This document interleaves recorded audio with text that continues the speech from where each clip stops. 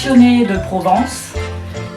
J'ai eu l'idée il y a quelques années de commencer un petit village provençal qui s'agrandit au fil du temps.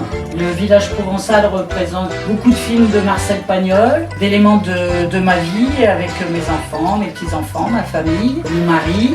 Toutes les années, j'agrandis en fonction de mon idée, de ce qui me passe par la tête. Il est visible pour les personnes qui veulent venir le voir, il n'y a aucun problème. Cette année, j'ai agrandi avec la Camargue, j'ai agrandi les taureaux, les saliniers, le camp de gitans.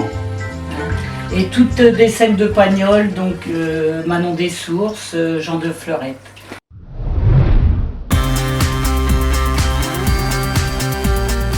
Bonjour, je voudrais vous expliquer un petit peu ce qui arrive à Théo. Donc Théo, à l'âge de 3 ans et demi, suite à une varicelle, a eu un changement de comportement. Donc après plusieurs examens médicaux et une hospitalisation sur l'île, on a découvert qu'il avait une ataxie cérébelleuse d'origine inconnue. Donc l'ataxie cérébelleuse, c'est quoi? En fait, ça touche le cervelet. Donc tout ce qui est le langage, également la motricité fine, la motricité générale, tout ce qui est moteur en gros, voilà. Donc suite à ça, Théo a beaucoup changé? Oui, effectivement, Théo était un enfant très dégourdi, très dynamique. Là, on retrouve un enfant très fatigué, il a perdu son sourire. Il ne jouait plus comme avant, il était beaucoup dans le canapé alors qu'il bougeait tout le temps. Il ne parlait plus. On a vraiment vu un changement total. C'était plus le même enfant. Donc en fait, aujourd'hui, il souffre clairement d'un handicap suite à cette maladie. Quelles conséquences ça a au quotidien, même à l'école? Donc déjà aujourd'hui, il va beaucoup mieux. Après 5 ans et demi de rééducation qui sont toujours en cours, il va quand même beaucoup mieux. Mais effectivement, il reste des difficultés, surtout au niveau scolaire et à la motricité fine. Donc tout ce qui est écriture, c'est très compliqué pour Théo. Il écrit très peu. Tout ce qui est concentration, c'est compliqué également. On est obligé souvent, pour un travail, de le ramener sur son travail. Parce qu'il a tendance à, voilà, s'il y a un tracteur qui passe, une voiture, il va tout de suite avoir son regard attiré sur ce qui se passe à côté. Donc il faut tout le temps le ramener sur son travail. Également en lecture, c'est compliqué, donc il a besoin de quelqu'un qui lui lise les consignes, qui lui décompose les consignes également.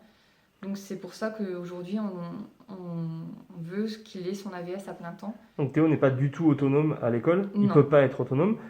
Pourquoi dans ce cas-là le laisser à l'école? C'est peut-être dans le cadre de l'école inclusive. Est-ce que c'est plutôt logique de le laisser dans l'école classique? Alors oui, normalement aujourd'hui on nous parle de l'école inclusive où on doit inclure les enfants en difficulté comme Théo.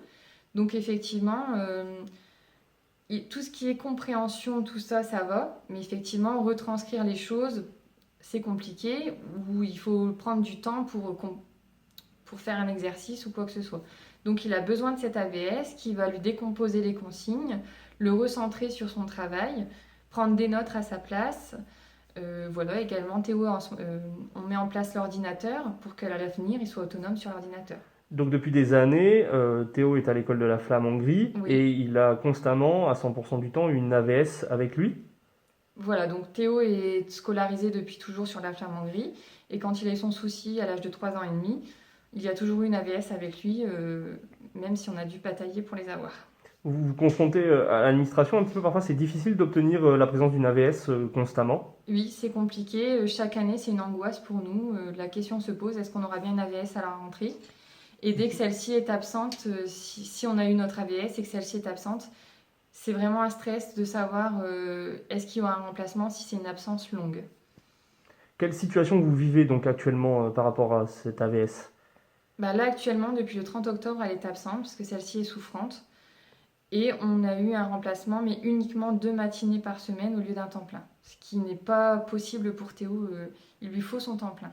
Concrètement, quelles sont les conséquences de l'absence de l'AVS? Donc la maîtresse a très gentiment accepté de garder Théo en classe, car je sais que ce n'est pas toujours le cas, les professeurs refusent parfois de prendre les enfants, parce que c'est compliqué pour eux, ce que je comprends.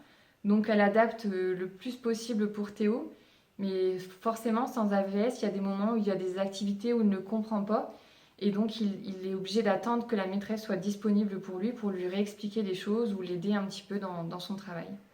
Qu'est-ce que vous demandez aujourd'hui? Ce qu'on demande aujourd'hui, c'est une AVS à temps plein pour Théo, que les remplacements se fassent naturellement, que ça ne soit pas si compliqué. Pour Théo, mais également pour tous les enfants qui se retrouvent dans la situation de Théo, parce que je sais très bien que ce n'est pas le seul. On nous parle de l'école inclusive, on en est loin. Voilà, ça ne doit pas être une utopie, ça doit être une réalité. Ces enfants ont le droit d'aller à l'école comme tous leurs copains. Ils ont envie d'être avec leurs copains et de pouvoir faire, pas comme eux, puisque forcément il y aura des différences, mais d'être à l'école comme eux. Quel sentiment vous traverse face à cette situation ?